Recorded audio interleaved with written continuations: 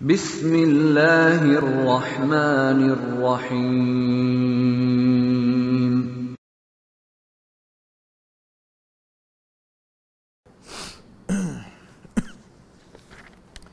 Innal hamdalillah nahmaduhu wa nasta'inuhu wa nastahdihi wa nastaghfiruh wa na'udzu billahi min shururi anfusina wa min sayyiati a'malina man yahdihillahu fala mudilla lahu wa man yudlil fala hadiya lahu. Ashhadu an la ilaha illallah wahdahu la syarika lah wa ashhadu anna Muhammadan abduhu wa rasuluh. يا أيها الذين آمنوا اتقوا الله حق تقاته ولا تموتن إلا وأنتم مسلمون يا أيها الذين آمنوا اتقوا الله وقولوا قولا سديدا يصلح لكم أعمالكم ويغفر لكم ذنوبكم ومن يطع الله ورسوله فقد فاز فوزا عظيما أما بعد فإن أصدق الحديث كتاب الله وخير الهدي هدي محمد صلى الله عليه وآله وسلم وشر الأمور محدثاتها وكل محدثة بدعة وكل بدعة ضلالة وكل ضلالة في النار أو كما قال صلى الله عليه وآله وسلم.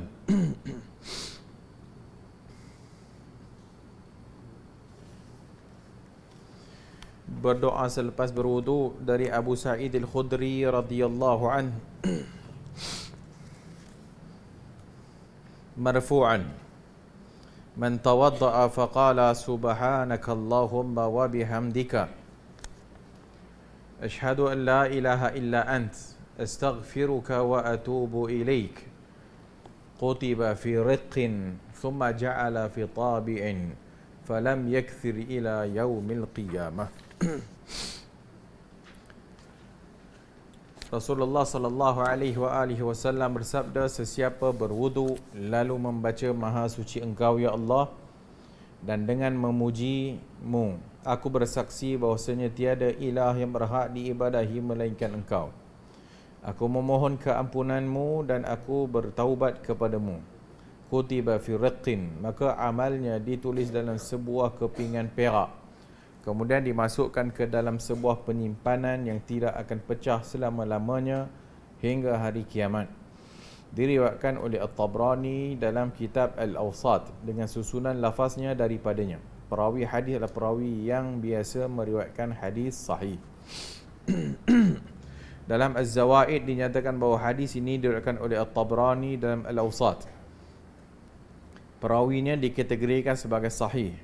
Sungguh pun begitu, An-Nasai setelah membuat takhrij ke atas hadis ini dalam Al-Yawm wal Laylah berkata, ini merupakan kenyataan yang salah dan yang betul adalah merupakan hadis mauquf.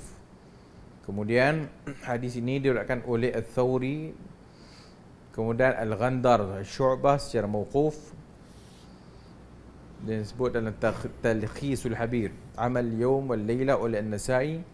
Dan hadis ini adalah sahih sebagaimana yang diklasifikasikan oleh Al-Albani dalam Sahih At-Targhib wa Tarhib dan juga Sahih Al-Jami'.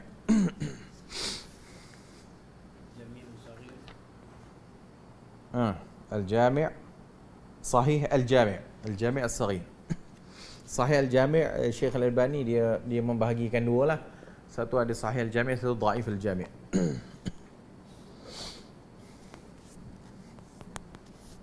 So yang tepatnya riwayat ini adalah mauquf.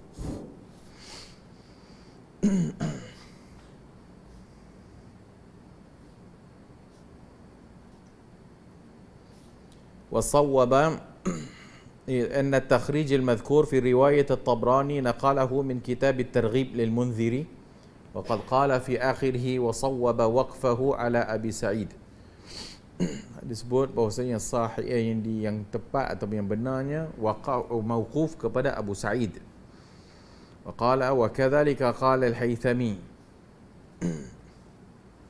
Wa qad waqa'a li ba'd al-ulama hawla hadha al-hadith akhta'un 'ajibah la utilu al-kalam bi dhikriha huna wa mahallu dhalika fi al-matn as-sarib. Allah Ta'ala al-muwaffaq. So hadis ni boleh untuk diamalkan bagi mereka yang nak membacanya lah. Iaitu setelah berwudu maka dia baca subhanakallahumma wa bihamdika asyhadu an la ilaha illa ant astaghfiruka wa atubu ilaik. An-Nasa'i juga meriwayatkan, namun di penghujung hadis terdapat perbezaan lafaz. Khutima 'alaiha bi khatamin fa wudi'at tahta al-'arsy falam tukthar ila yaumil qiyamah. Lalu amalnya itu khutima 'alaiha bi khatamin, maka dicop di situ, diterjemah fa wudi'at tahta al-'arsy, dan diletakkan di bawah arash dan tidak akan pecah selama-lamanya hingga hari kiamat. Dan Nasa'i mengakui bahawa hadis ini mauquf. At-Tirmizi meriwayatkan bahawa setelah berwuduk disunatkan berdoa, Allahumma ja'alni minat tawabin wa ja'alni minal mutatahhirin. Ya Allah, masukkan diriku ke dalam kumpulan yang suka bertaubat, wa ja'alni minal mutatahhirin, dan jadikanlah aku di kalangan orang-orang yang suka ataupun yang menyukai kebersihan. Itu diriwayatkan oleh At-Tirmizi dalam Abwab At-Taharah, dan yang seperti yang disebutkan tu dalam nota kaki tu. Beliau memberi komen berkaitan hadis ini dengan berkata sanadnya muttarib. Dia terjemah muttarib, kacau, dan sebilangan besar perawinya bukan perawi yang sahih. Muttarib maksudnya bercanggah antara satu sama lain dalam riwayat tersebut. Yang sahih takat itulah, Allahumma ja'alni minat tawabin wa ja'alni minal mutatahhirin wa ja'alni min ibadikas salihin dhaif. Wa ja'alni min ibadikas salihin, yang hujung tu dhaif. Berikutnya, mengerjakan salat setelah berwuduk setelah 2 rakaat.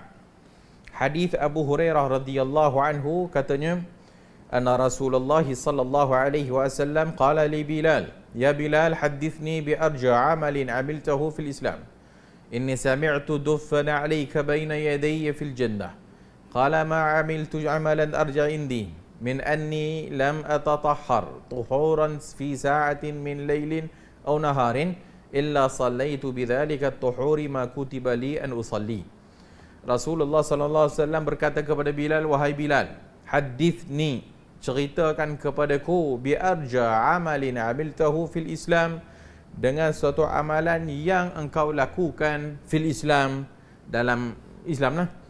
Dan inni sami'tu duffana 'alayka baina yadayya fil jannah, kerana aku mendengar duffana 'alayka, iaitu aku mendengar bunyi na'laik, selipar, na'laika, duff, pijak lah.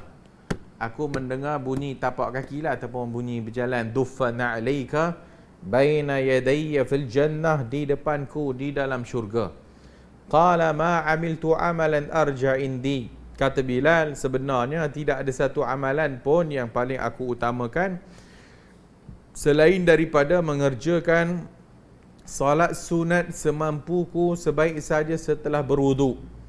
Min anni lam atatahhar tahuran fi sa'atin min lailin aw nahar, maksudnya aku tak bersuci dalam waktu siang atau waktu malam, malam ataupun siang, illa sallaitu bidzalika at-tahuri, malaikat aku akan salat setelah aku tahur ataupun aku buat bersuci itu, iaitu berwuduk, ma kutiba li an usalli, malaikat aku salat, ma kutiba li an usalli.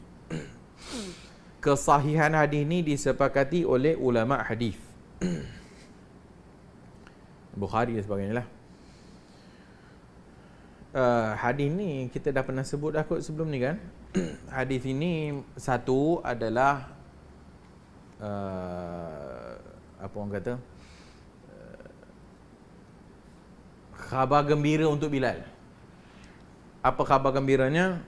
Maksudnya Bilal dalam syurga lah. Bilal dalam syurga Allah Azza wa Jalla. Kenapa? Kerana Nabi kata, aku mendengar, sami'tu duffala na'alayka baina yadayya fil jannah, aku mendengar tapak kaki engkau dalam syurga. Menunjukkan bahawasanya Bilal syurga. Dan seperti yang telah kita sebutkan, Nabi SAW ada hadis yang menyebut secara ta'in, secara spesifik sahabat dalam syurga. Ada hadis secara umum saja, sahabat itu kulluhum udul, dan sahabat itu semuanya diredai oleh Allah Azza wa Jalla. So bila diredai syurga lah. Tapi ada certain sahabat yang Nabi namakan mereka, seperti 10 orang yang Nabi sebut one by one dalam satu hadis, 10 yang diberi khabar gembira syurga, Ukasyah umpamanya, Bilal, maka semua ni Nabi sebut ta'yin sebagai suatu penghormatan kepada nama-nama yang Nabi sebutkan. So ini adalah satu khabar gembira untuk Bilal, dan nak bagi tahu bahawa Bilal itu adalah ahli syurga. Dan berikutnya ditanya tentang amalan apa menyebabkan berikutnya faedah hadis ni, Nabi tak tahu benda gaib. Nabi tidak tahu benda gaib. Kalau Nabi tahu benda gaib, dah tentu tak payah tanya. Nabi hanya mengetahui benda gaib apabila diberi ataupun dikhabarkan oleh wahyu sahaja. Selain daripada itu, Nabi tidak tahu benda gaib. Dan yang mengetahui benda gaib ini adalah hak Allah Azza wa Jalla. Apabila Allah tidak pernah memberitahu kepada Rasulnya, maka itu hak Allah, dan menunjukkan Rasul ataupun Nabi adalah manusia biasa. Rasul atau Nabi manusia biasa, tinggal lagi dia diberi wahyu. So dalam kes ini Nabi nak bertanya Bilal, apa benda yang Bilal buat ni yang menyebabkan aku mendengar tapak kakinya dalam syurga. Secara umumnya, apa amalan yang membuatkan Bilal ni masuk syurga? So Bilal pun dia kata, aku tak adalah apa-apa amalan pun, sebagai mungkin tawaduk daripada Bilal. Tak adalah apa-apa amalan pun, melainkan tak pernah aku ni taharah atau wuduk dan sebagainya, melainkan setiap kali aku berwuduk akan ku ikutinya dengan salat 2 rakaat. Dan Nabi SAW bila ditanya demikian dan dia jawab salat demikian, maka secara tak langsung Nabi telah memberi ikrar kepada amalan tersebut. Nabi telah mengikrarkan, Nabi telah mengiyakan, dan telah pun memberikan kelulusan amalan tersebut, dan Nabi tidak mengingkarinya. Dan bila demikian, maka amalan yang dibuat oleh Bilal, jika dibuat oleh orang lain, maka dia adalah sunnah. Dia adalah sunnah. Maka jadi sunnah apabila setiap kali selepas wuduk salat 2 rakaat. Walaupun tak dinamakan salat sunat wudu. Walaupun tak dinamakan salat sunat wudu, tapi fuqaha menamakan salat sunat wudu. Oleh kerana setiap kali lepas wudu Bilal salat 2 rakaat, bermaksud salat sunat wudu. Tapi kalau dia tak namakan itu salat sunat wudu pun tak ada isu. Lepas dia berwuduk, dia masuk dan dia salat 2 rakaat. Apa niatnya? Bilal tak kata aku buat tu semata-mata kerana solat sunat wudu. Tak. Nabi solat 2 rakaat. Bilal solat 2 rakaat. Kemudian diikrarkan oleh Nabi SAW. Faedah berikutnya, para sahabat tak buat bid'ah. Para sahabat tak buat bid'ah. Habis itu, amalan yang dibuat oleh Bilal ni Nabi tak pernah ajar. Nabi tak pernah ajar. Secara umumnya, salat sunat, kita ada salat sunat mutlak. Salat sunat, sesiapa saja boleh salat 2 rakaat. 2 rakaat bila masa yang dia mahu. Siang ke malam ke, tak kira lah. Kerana Bilal buat hanya semata-mata lepas dia setiap kali dia wuduk pun dia ada salat 2 rakaat. Secara umumnya, apa masalahnya? Itu bukan bid'ah. Kerana secara umum memang kita boleh salat 2 rakaat, 2 rakaat, 2 rakaat. Seorang yang bangun malam 2 rakaat, 2 rakaat, 2 rakaat, 2 rakaat. Seorang yang balik rumah tak ada nak buat apa, dia salat 2 rakaat. Itu bukan bid'ah. Kerana itu telah pun disyariatkan salat sunat, dan adanya salat sunat mutlak. Bila kita masuk hari Jumaat dalam masjid, hari itu rasa rajin benar pula kan. Ataupun sementara nak tunggu khatib naik, maka apa yang dia boleh buat? Solat lah. Solat 2 rakaat bagi salam, betul tak lambat lagi nak masuk, bangkit lagi 2 rakaat. Salam. Apa dia solat sunat? Solat sunat lah. Sunat apa? Solat sunat mutlak. Sunat. Semata-mata sunat. Bukan disebabkan itu, disebabkan ini, disebabkan itu, disebabkan ini. Dia tak ada nama. Solat sunat tu tak ada nama. Dia solat, dah ada solat, dia ada solat. Dah hadis yang telah lalu, yang Nabi kata, salni, minta kepadaku, kepada sahabat yang berkhidmat kepada Nabi tu kan. Kau nak apa? Aku nak duduk dengan kau dalam syurga. Bahkan Nabi kata, bukan itu yang aku maksudkan. Kau minta lah apa-apa yang kau nak, yang lain. Tak, aku tak nak minta lain. Aku nak minta, aku duduk dengan kau dalam syurga. Maka Nabi kata, fa'inni ala nafsik, maka tolonglah diriku dengan engkau itu melakukan banyak sujud.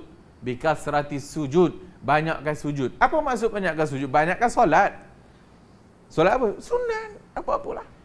Sunat ke tak sunat ke, mutlak tak mutlaknya. Salat semata-mata salat. Dua. Sampai khatib hari Jumaat, sampai khatib naik mimbar, stop. Sampai khatib naik mimbar, maka stop solat. Sebab khatib dah naik mimbar. Tapi kita tak. Bila azan pertama, dulu kendian semua bangkit, semua nak solat sunat qabliyah. Jumaat. Kan? Tak bangkit pula kita. Orang duk tengok-tengok. Dah kita pula rasa alamak. Kita tak bangkit solat qabliyah Jumaat. Dah orang tengok kita ni pelik pula. Yang patutnya aku tengok korang ni pelik apa hal korang ni bangun.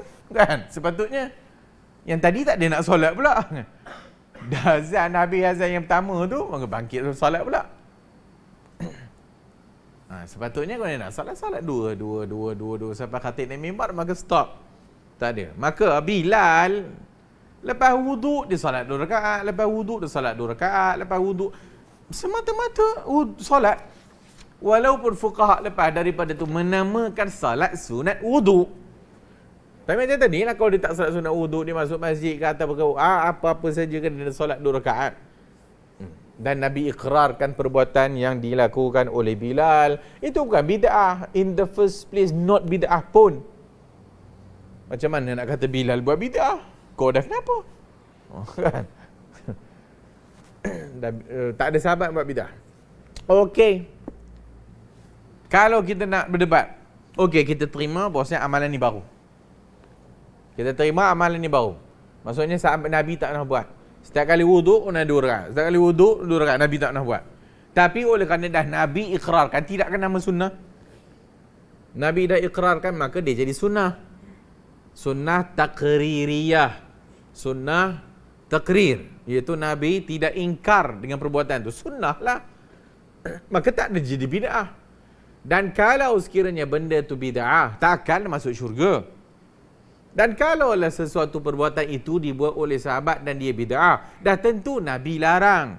Seperti yang telah kita syarah banyak kali dah sebelum ini, 3 orang yang salat malam tak nak tidur-tidur tu, dan seorang tak nak kahwin, dan seorang lagi puasa tak nak buka-buka.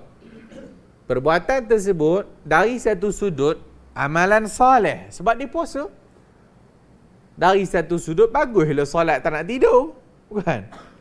Dari satu sudut tak apalah kalau orang tu tak nak kahwin kerana nak fokus ibadat kepada Allah, kan? Tapi Nabi tak ikrar benda tu. Nabi kata, aku paling kenal Allah, aku paling takut Allah, aku puasa, aku buka, aku solat, aku tidur, dan aku berkahwin dengan wanita-wanita.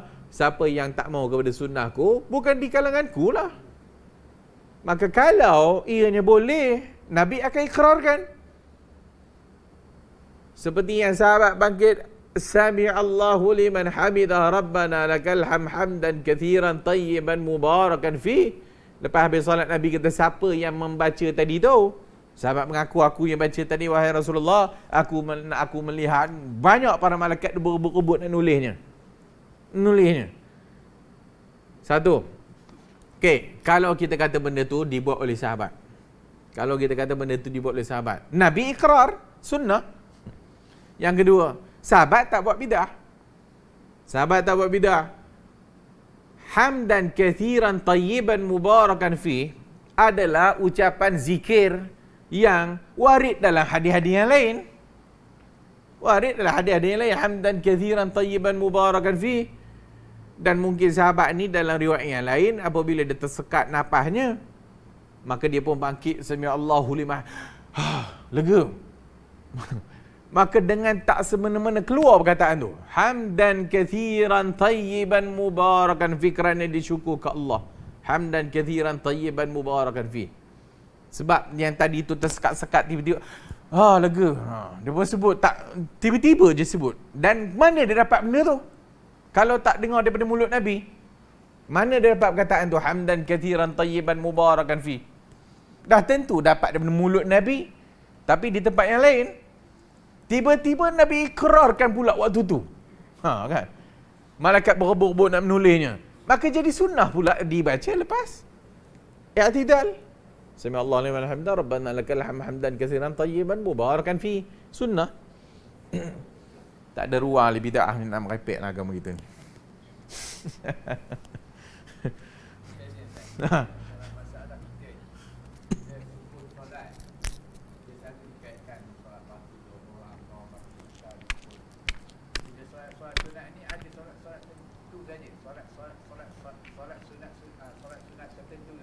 Solat tarawih lah, apa hajat lah, apa-apa barulah sebut sunat. Selain daripada itu, dia tak reti dah. Itu yang ada di macam yang dia belajar hak tu je, lain dia tahu. Solat sunat kan. Solat sunat ni apa? Okey, qabliyah ba'diyah tu dia tahulah. Solat sunat ni apa lagi? Taubat. Wudu, hajat, duha, tarawih, witir. Dah, hak tu yang dia tahu, itu je solat dia tahu. Maka tak, bila kita kata solat sunat mutlak, kan? Semata-mata solat sunat, ada rupanya. Dan itu tak ada nama. Solat sunat tu tak ada nama. Kita bangkit tengah malam nak solat apa kan? Orang tanya kan, Ustaz, qiyamul lail, bangkit tengah malam qiyamul lail ni nak baca, nak solat apa? Aku pun pelik sungguh. Kan? Maka ustaz-ustaz yang mengajar qiyamul lail, maka dia pun tak faham bab ni, maka dia pun buatlah kaifiat. Pertama ialah solat sunat taubat. Yang kedua lepas solat sunat taubat, tak tahulah dia buat kan. Satu tahajud, dua taubat, tiga hajat, empat apa benda lagi dah, aku tak tahu, tasbih mungkin kan. Okey, dah habis. Orang bangkit tengah malam macam seolah-olahnya mesti yang tu, kan?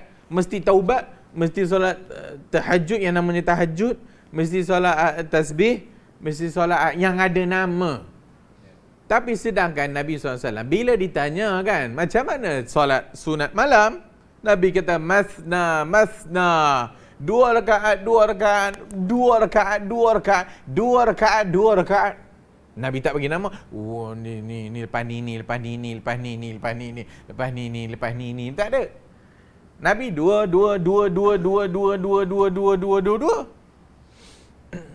Datang lagi hadis Aisyah yang Nabi tak pernah lebih daripada 11, daripada 8 tu kan. Dia tak ada nama. Dia hanya kata Nabi tak pernah lebih di dalam Ramadan, di luar Ramadan lebih daripada 8 ataupun lebih daripada 9. 8, 9, 10, 11 campur ayat 3 witir. Ataupun disebut 14. 13 pada 8, 9, 10, 11, 12, 13. Dicampur Ba'diyah Isyak. Itu aja. Apa namanya? Kan? Orang buat tahajud, solat sunat tahajud. Ambil daripada Al-Quran lah, fatahajat kan. Dia pun bangkit malam, kita kata lah sembahyang saja, sembahyang dua solat malam, qiyamul lail, solat malam, tak payah kau sibuk-sibuk nama. Bila dia sibuk-sibuk nama dan nama, ustaz niat ni macam mana? Salli sunnata taubat, usalli sunnata hajat, usalli sunnata, dah jenuh pula nak jenuh pula nak explainnya, dan jenuh pula nak 1, 2, 3, 4, 5, 6. Maka yang disusah-susahkan ustaz kita lah. Sedangkan benda tu simple. Bangkit dua. Ustaz, saya bangkit malam 2 kan, tapi saya tak niat sembahyang apa, whatever lah. Itulah namanya qiyamul lail. Salat malam tak ada nama. So begitu luas sekali solat-solat sunat. Sebab tu Nabi kita banyakkan sujud, maksudnya banyakkan solat. Dia banyakkan solat, ustaz solat apa lagi? Hajat, duha, dia kira sikit penuh. So jangan menyempitkan agama Islam ni. Nama-nama taubat, solat sunat hajat itu hanya sekadar ulama menamakannya saja kerana ianya dilakukan pada ketika yang Nabi sebut pada waktu itu ada eventnya. Seperti sesiapa yang bermaksiat kepada Allah dan dia nak taubat kan, maka dia istighfar, kemudian salat 2 rakaat, ambil wuduk, sempurnakan wuduk, salat 2 rakaat, kemudian istighfar. Nabi tak sebut solat sunat taubat. Nabi kata siapa yang berdosa, maka dia nak taubat ke Allah, maka dia ambil wuduk, sempurnakan wuduk, solat 2 rakaat. Nabi kata. Kalaulah waktu itu dia tak namakan solat sunat taubat, tapi dia buat itu kerana yang Nabi sebut tadi, aku buat dosa banyak, maka dia bangkit tengah malam 2 rakaat kerana Nabi kata salat 2 rakaat. Kemudian istighfar kepada Allah. Walau dia tak usalli sunnat taubat 2 rakaat lillahi ta'ala kan. So tak perlu.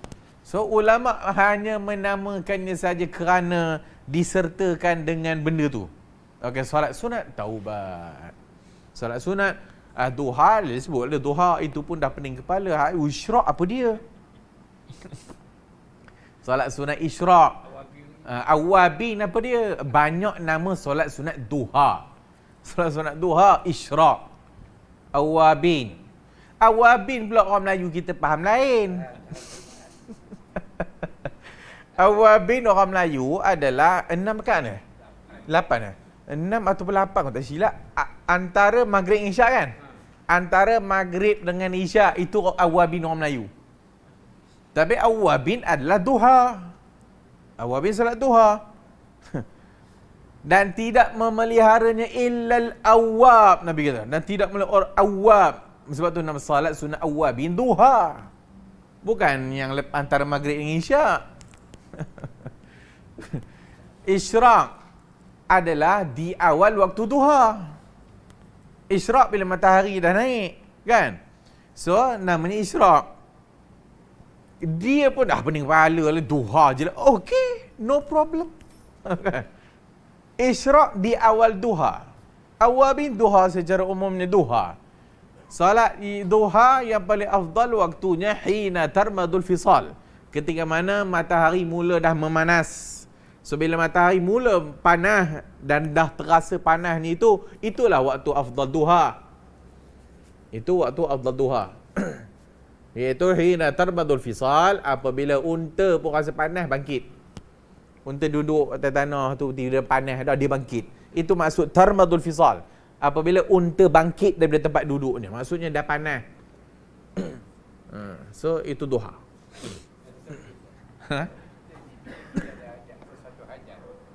Ha?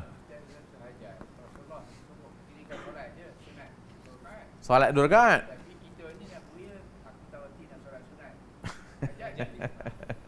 Salat sunat hajat. Ada hajat salat 2 rakaat kan. Hadis tu sebagai memdhaif dan sebagainya. Tak apalah, tak kisahlah. Tapi siapa ada hajat dan dia solat 2 rakaat, boleh tak? Boleh.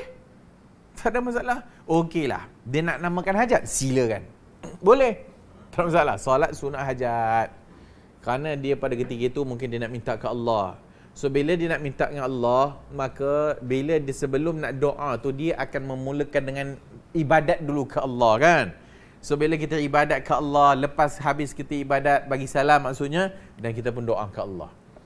Maksudnya para ulama sebut antara tempat mustajab doa adalah setiap selesai suatu ibadat. Maka lepas solat boleh tak doa? Boleh. Lepas haji dan umrah kan. Kemudian lepas apa? Puasa. Di akhir waktu sebelum nak buka puasa, doa. Maka itu di waktu-waktu mustajab apabila seseorang berdoa di akhir ibadat dia buat. Kerana apa? Kerana dia sedang buat ibadat. Bila dia habis je ibadat tu, dia doa ke Allah. Nampak tu? Maksudnya keadaan dia pada ketika itu sangat dekat dengan Allah. Maka sebab tu ulama kata hampir dan dekat mustajabnya doa. Dia ada hajat, maka dia buat 2 rakaat. Boleh, tak ada masalah. Tapi jadi susah pula sebab hajatnya ada puluh macam kaifiat. Kaifiat tu yang masalah pula. Ustaz pun pandai-pandai lah buat buku. Nak jual. 73 kaifiat solat. Allah, banyak benar.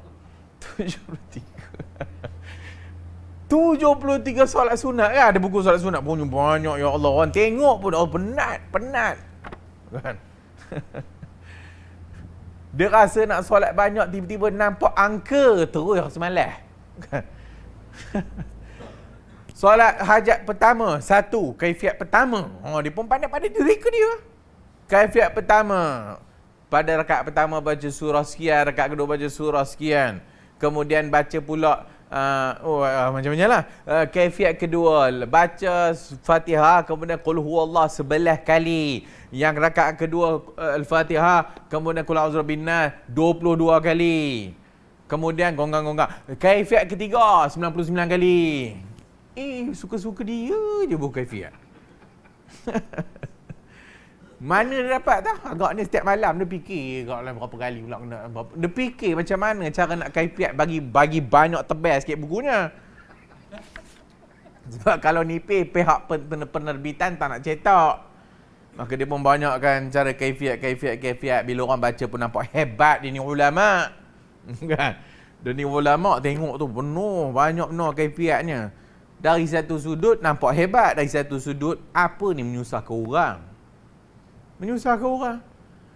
Tak pernah ada solat yang ditentukan bacaan, melainkan ada yang ditentukan 2-3, tak banyak lah. Tak adalah hajat ini baca ni. Itu pun adalah sebahagian solat sahabat dengar Nabi baca. Pada pagi Jumaat Nabi baca sekian surah. Pada hari Nabi, aku dengar Nabi baca sekian surah. Tapi itu tidak bermaksud mesti itu. Sesiapa yang setiap kali Jumaat membaca sajdah dan al-insan sehingga dah tak boleh nak tukar. Sesiapa tukar dia rasa bersalah, bid'ah. Dah lah sekarang subuh 6.25. 6.30 baru nak kamat. Orang duk dah pakai, ada satu masjid tu, Allahu Akbar, imam pula alhamdulillah 6.25 6.30 start solat. Kemudian alif lam terus keluar. Dia nak kerja jam. Memang jam lah. Ustaz, apa hukumnya? Aku tak nak jawab. Apa hukumnya orang yang macam ni? Lantaklah kau jawab. Dah lah baca lambat. Mesti pula tu. Tiba-tiba geng-geng muslimat pula datang pagi Jumaat. Bila geng muslimat datang pagi Jumaat, imam pula pagi tu tak baca sajidah. Punya lepas habis sembahyang bising. Kalau ada grup WhatsApp tu, apa imam kita penat-penat bangkit pagi-pagi nak dengar surah sajidah. Dia baca dia surah lain. Kita kena ulang balik solat ni. Soalan tak sah. Jadi bid'ah baru.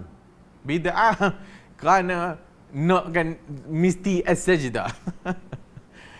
Serta ada dalam solat-solat sunat. Bacalah faqra'u ma tayassara minal Quran. Bacalah apa-apa yang mudah daripada Al-Quran. Tak ada penentuan. Tambah pula lagi bilangan. Ini semua adalah rekaan-rekaan Pak Kiai. Marah pula lah.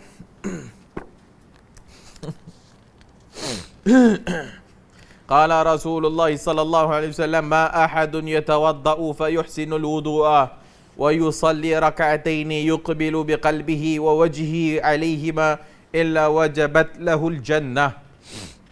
Rasulullah SAW bersabda, ma ahadun yatawaddau, tidak ada seorang pun yang berwudu, fayuhsinul wudu'a, dia memperelokkan wuduknya, wa yusalli raka'ataini, kemudian dia salat 2 rakaat, yuqbilu biqalbihi wa wajhihi, dengan penuh khusyuk sekali, illa alaihima wa illa wajabat lahul jannah, melainkan orang itu berhak masuk syurga Allah Azza wa Jalla. Hadis sahih. Maksudnya orang yang datang masjid ataupun orang yang fayuhsinu wudu'ahu, elokkan wuduk dan salat 2 rakaat kemudian khusyuk, maka antara fadilatnya adalah dia diwajibkan masuk syurga Allah Azza wa Jalla. Dari Humran, bekas hamba sahaya yang dibebaskan oleh Uthman, annahu ra'a Uthman radhiyallahu anhu da'a biwudu'in فأفرغ على يمينه من إنائه فغسلها 3 مرات ثم أدخل يمينه في الوضوء ثم تمدمض واستنشق واستنثر ثم غسل وجهه 3 ويديه إلى المرفقين 3 ثم غسل رجليه 3 فقال أرأيت رسول الله صلى الله عليه وآله وسلم يتوضأ وضوئي هذا ثم قال من توضأ نحو وضوء هذا ثم صلى ركعتين لا يحدث فيهما نفسه غفر له ما تقدم من ذنبه. Hadis sahih Bukhari Muslim.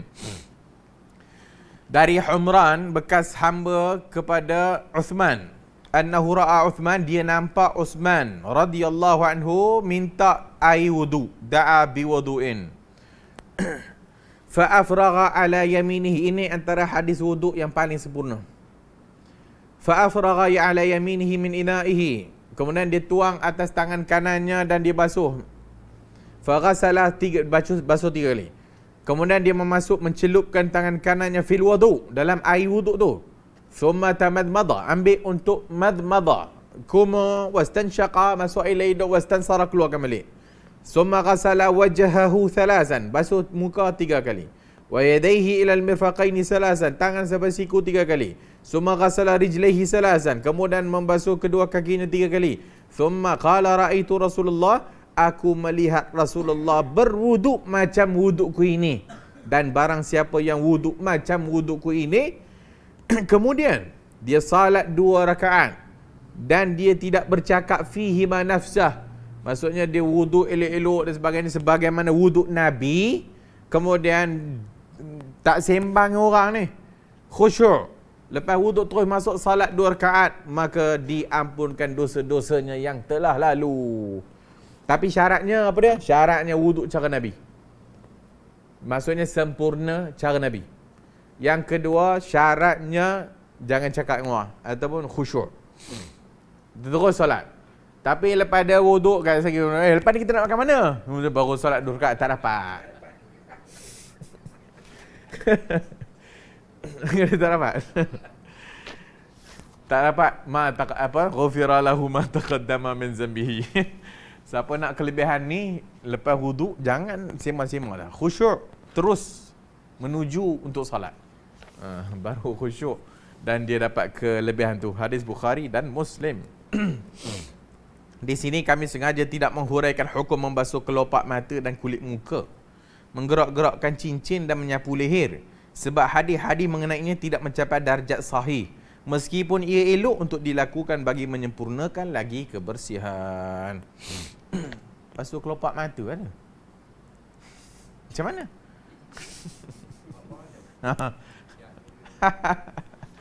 Tak tahu lo teh ni, ke teh ni, lagi teh ni, lagi teh ni kot. Ha?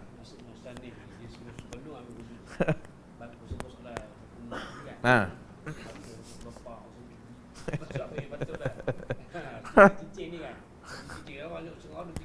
Menyelat-nyelat. Ha.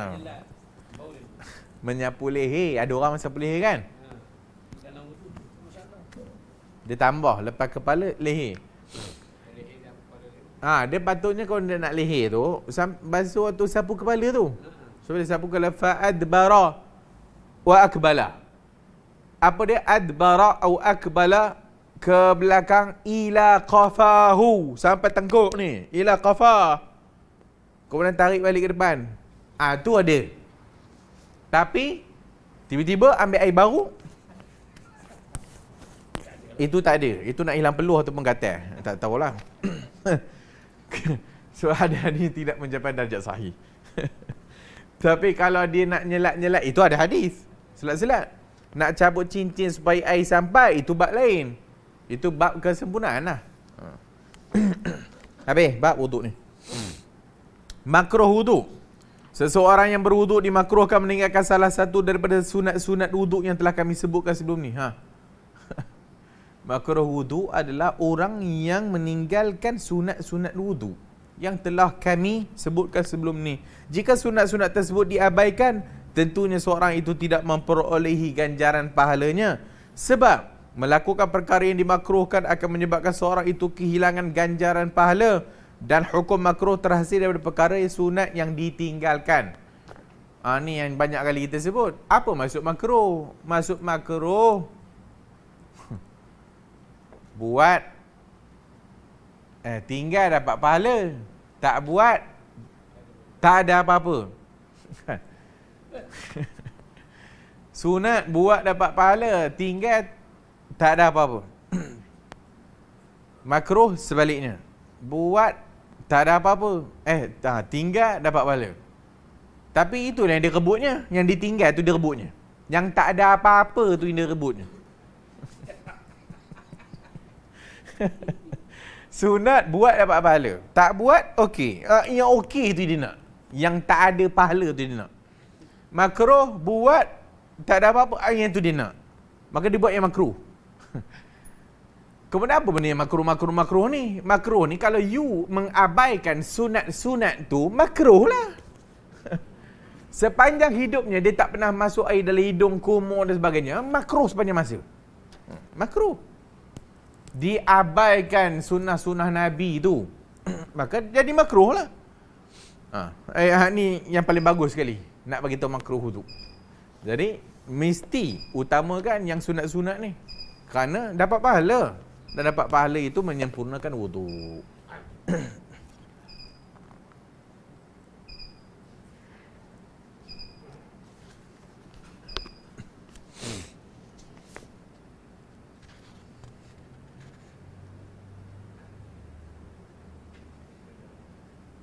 Allahu Akbar,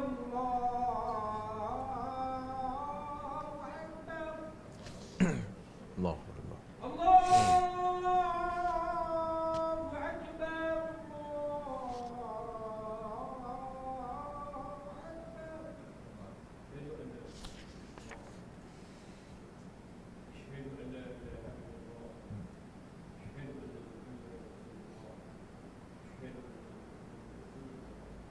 أشهد أن لا إله إلا الله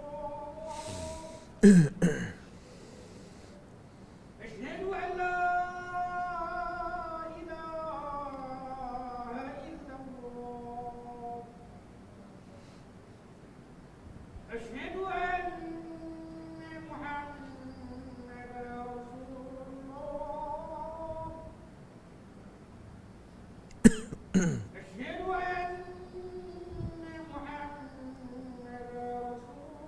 الله حي على الصلاة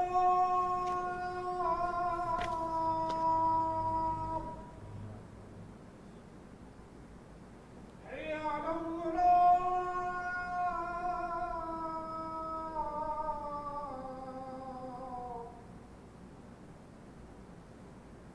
حي على الفلاح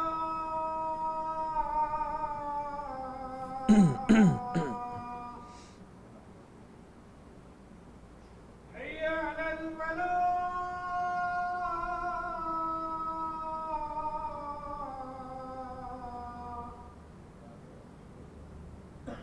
الله أكبر الله أكبر لا إله إلا الله لا إله إلا الله بعد الدعوة من الصلاة القائمة التي سيدنا إنك لا تخلف الميعاد. Sikit dalam perkara yang membatalkan wuduk tu. Ada beberapa perkara yang boleh membatalkan wuduk dan menghalang seorang daripada melakukan sesuatu ibadat seperti salat dan lainnya.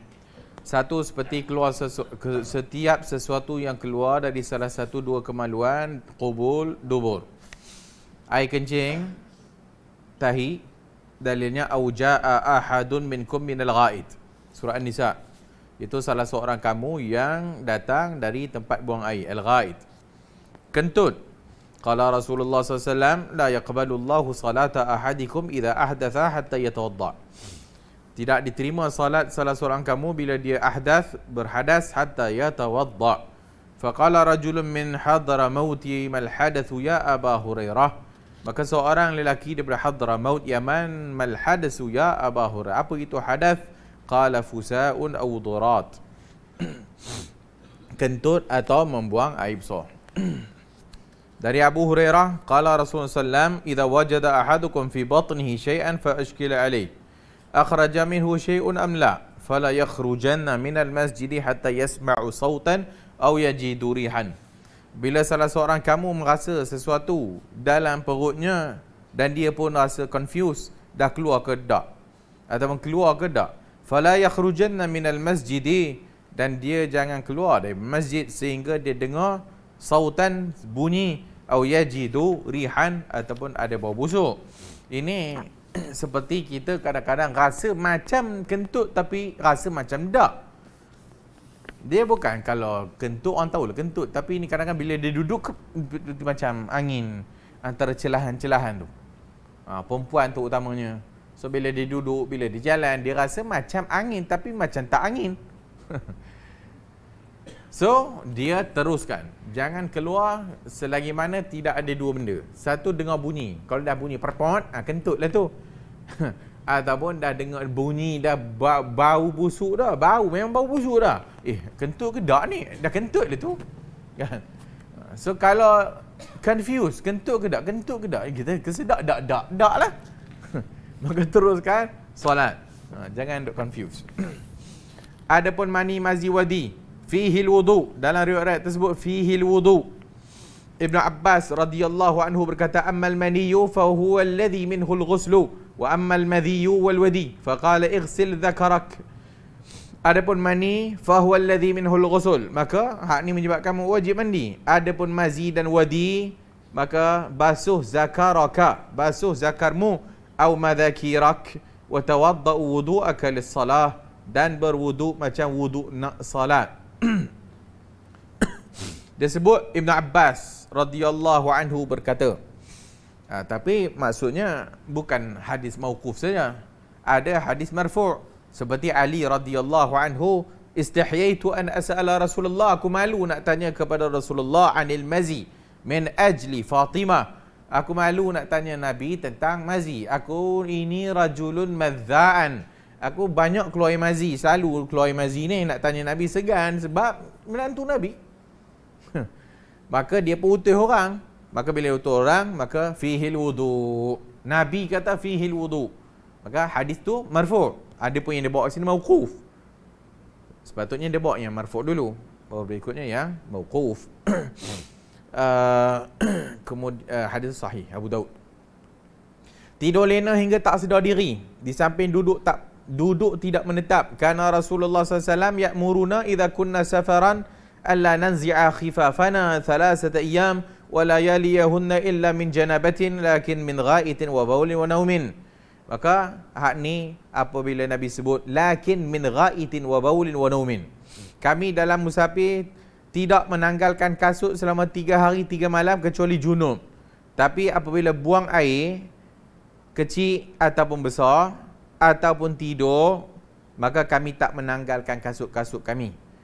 Hukum khuf 3 hari 3 malam bagi yang musafir. Tak payah tanggal kalau kentut kencing berak. Tak payah tanggal. Hanya sapu saja atasnya. Tapi junub kena buka dan mandi. Kalau junub kena buka dan mandi. Dalil menunjukkan naum, tidur. Dalil menunjukkan tidur batal wuduk.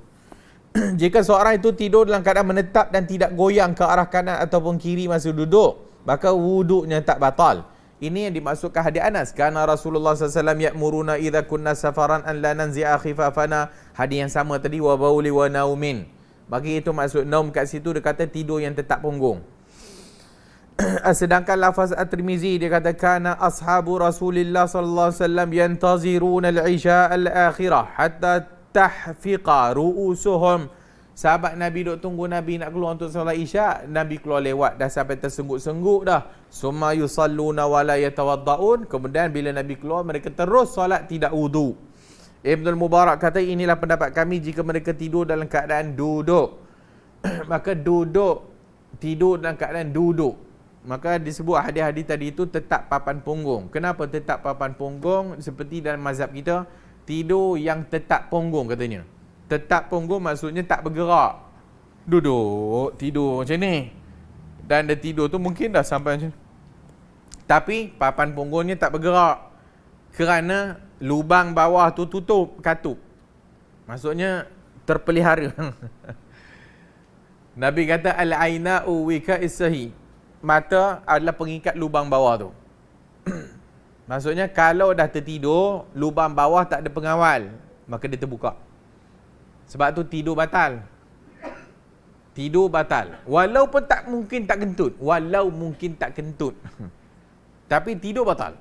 Tapi dalam mazhab kita atau sebahagian pandangan fuqaha, tidur yang dalam keadaan tetap papan punggungnya tak batal. Disebabkan yang tadi itulah. Disebabkan bila dia tutup duduk begini, tetap ni, maka dia punya bawah tu agak rapat tutup. Tapi bila dah terbungkang, kalau dah habis menerap semua, dah bawah tu tak ada dah. Dah terbuka. Tapi wallahu a'lam. Mungkin ada orang yang tidur duduk. Tapi tidurnya itu dah memang tidur dah tak ingat apa. Elok wuduk lah. Lena sungguh. Orang tampar mana tak sedar. Tapi dia duduk. Maka orang yang macam ni kalau kentut mana tak sedar. So, secara umumnya kalau tidur tu tidur ayam. Macam sahabat ni, sahabat Nabi tunggu Nabi nak solat Isyak. Bila Nabi keluar lewat, dia tersengguk-sengguk. Tersengguk-sengguk tu dia masih sedar lagi kalau berlaku sesuatu. Macam orang Jumaat lah. Orang sedang khutbah Jumaat, dia tidur tersengguk-sengguk kan. Tapi bila yang doa akhir tu dia tahu je. Allahumma ighfir lil muslimin wal muslimat. Oh, dah Nabi dah. Dia tahu walaupun dia dah tersengguk-sengguk tadi tu. Maksudnya dia tidur-tidur tapi tak tidur mati. So yang ni tak payah wudu. Tapi kalau dah orang nak Allahu akbar dia duduk. Tapi duduk. Sehingga orang kejut, oi bangun, solat dia pun dah kelang kabut gelabah, tiba-tiba kaki pula kebas, udah rebah. Ni pergi wuduk. Sebab mungkin dia kentut pun dia tak sedar dah. So ini tentang wuduk sedar tak sedar ataupun tetap tak tetap. Okey, habis kita pergi laju sikit bab ni. Hilang akal gila lah. Lebih kurang yang tadi itulah. Maksudnya bila hilang akal, maka dia madhinnah tu, dia tempat yang boleh keluar hadas. Bila orang gila ni dia keluar hadas dia tak sedar. Maka orang gila kalau datang balik akalnya waras, wuduk. Ataupun dia punya wuduk batal kalau ada. Nyanyuk, batal wuduk. 4. Menyentuh kemaluan tanpa lapik. Anna Nabi sallallahu alaihi wasallam qala man massa zakarahu fala yusalli hatta yatawadda. Hadis Yasrah bintu Safwan radhiyallahu anha. Siapa yang menyentuh zakarnya, jangan dia salat hatta yatawadda, sehingga dia berwuduk. Kemudian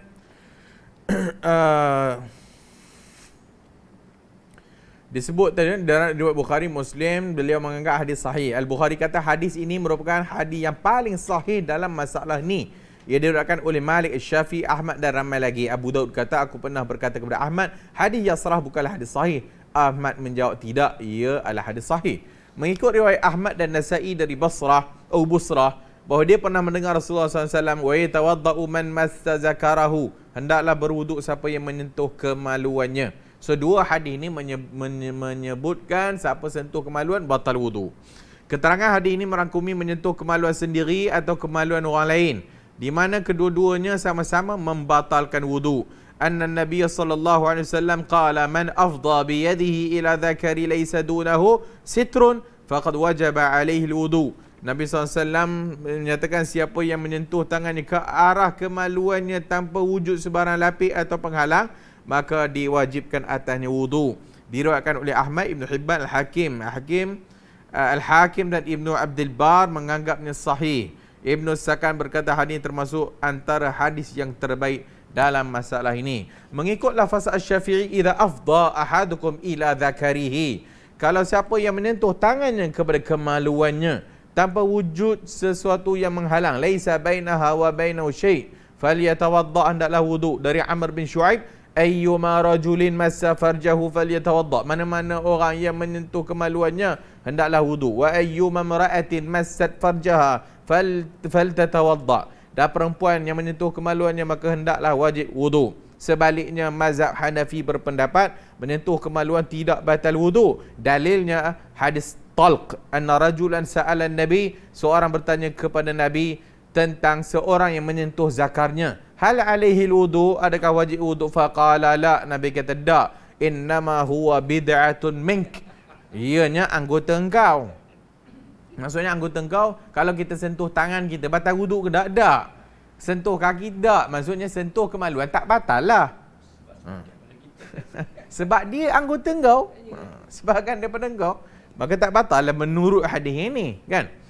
Diriwayatkan oleh Al-Bukhari, Muslim, Abu Dawud, At-Tirmizi, Nasa'i, Ibn Hibban menganggapnya hadis sahih. Ibnul Madini kata hadis ini lebih baik berbanding dengan hadis Yasrah pula.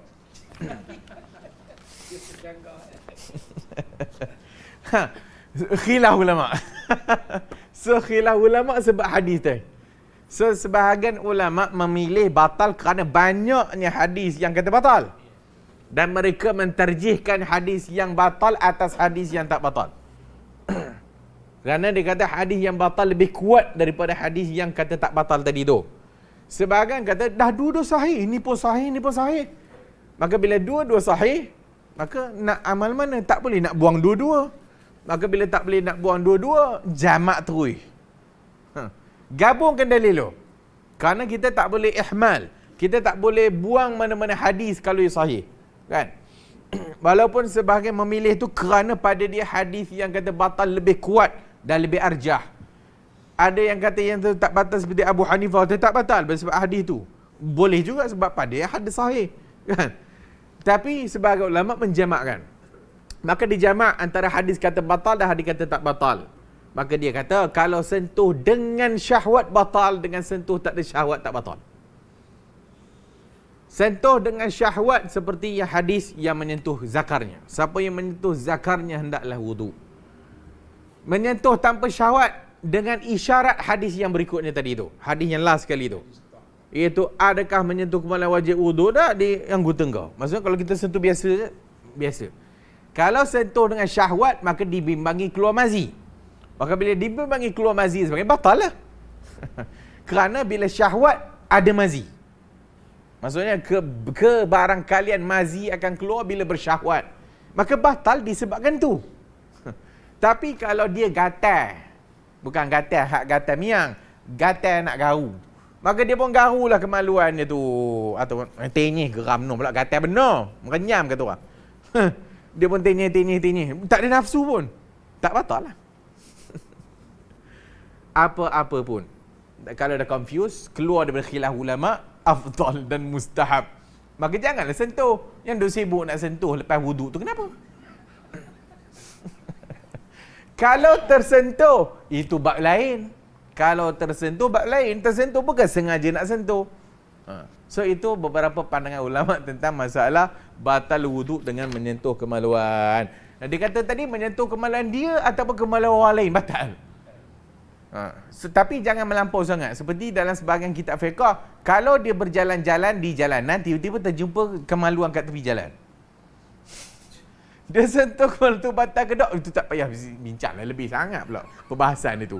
Esok kalau jumpa kemaluan tepi jalan, dan baru tanya saya, halo, apa hukumnya? So, itu beberapa perkara yang membatalkan wudu. Habis dah? Baik. Nanti akan masuk beberapa perkara yang tidak membatalkan wudu. Wallahu a'lamu bissawab.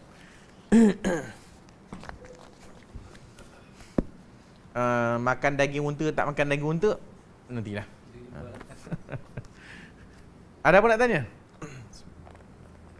Imam Syafi'i kata kalau tidak ada halang, kalau ada halangan tak batal lah. Kalau ada lapik tak batal. Ha. So kalau tak ada lapik maka batal. Dalilnya man afdha, siapa yang menyentuh kemaluannya itu menunjukkan tak ada lapik. So bila ada lapik seperti yang beberapa riwayat tadi, maka kena ada lapik. Besok bila ada lapik tak ada isu lah. Ulama fiqh dia boleh. Kalau sentuh yang batin, ingat tapak tangan yang batin kita sentuh tu, belakang. Menyentuh dengan tapak tangan yang ini. Yang belakang tak ada kata. Dalilnya afdha juga. Man afdha, siapa afdha adalah menyentuh dengan tapak tangan. Ni afdha. Kalau dia menyentuh belakang itu tak nama man afdha. So man afdha sentuh dengan ni. Maka bila sentuh dengan yang hak depan ni batal wudu. Kalau dia kuih-kuih ke belakang tak batal. Kemaluan dia. Dan kemaluan belakang punggung, papan punggung. Maksudnya ni papan punggung ni. Kalau sentuh dengan tanpa lapik batal ke tak? Yang mana satu yang batal bila sentuh punggung? Ha? Tapak, tapi punggung yang bahagian mana? Ha? Ha? Pipi dia ke? Minta maaf lah tak?